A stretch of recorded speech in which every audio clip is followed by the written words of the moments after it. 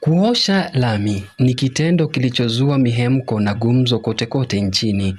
Mjadala wa Kasumba na Bi alioshewa barabara ukaendelea kusambaa kwa miaka kadhaa hapo baadaye.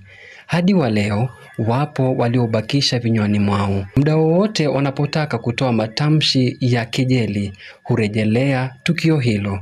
Ni uvumi ambao umekanushwa vikali naye Askofu Benhams Odero wa kanisa la Repentance and Holiness, kaunti ya Uasin Gishu. Akikanusha uvumi huo kwa simulizi ya kilichopelekea kuoshwa kwa barabara wakati huo. Ilikuwaje? Tulikuwa tunapanga kuwa na mkutano mkubwa sana ya mkutano ya nabii hapa Sports Club Eldoret.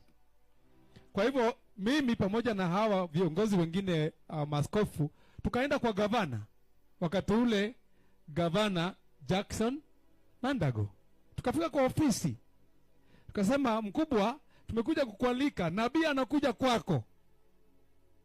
Akatuambia, hiyo ni habari mzuri.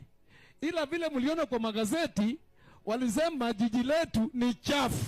Kwa sababu wiki hiyo ilikuwa imetangazwa kwa gazeti ya kwamba the second last dirtiest county ni Eldoret. Sasa akawa anasema, lakini sasa wametangaza nchi yetu chafu, tofauti namna gani? Akaita Mama Margaret, sijui kama hiyo ndio jina kabisa. Yeye ni minister wa environment hapa Uasin Gishu. Akamuita akasema, what do we do? Tuko na wageni wanakuja, tutafanya mna gani? Tuko kwa ofisi. Nikamwambia, bwana gavana, kazi ya usafi, kwa sababu sisi tunatembelewa, tuko tayari kufanya. Unataka tufanye nini? Akasema, nataka ianze na ofisi yangu hapa. Alafu mimi nitawasupport.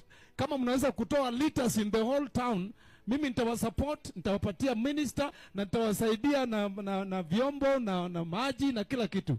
Sasa governor akatuagiza ya kwamba tukasafishe town.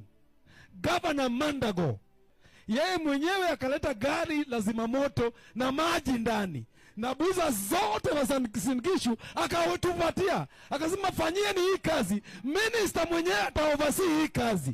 Kwenye kauli yake, Askofu Benhams amekiri kuwa hakuna mtu yoyote aliyetafuta uongozi wa kanisa la Repentance and Holiness kuweza kupata simulizi ya maelezo ya kilichotokea. No, shetani aende tu kwao, tumekataa, hakai kwetu. Mimi ni Michael Athinya.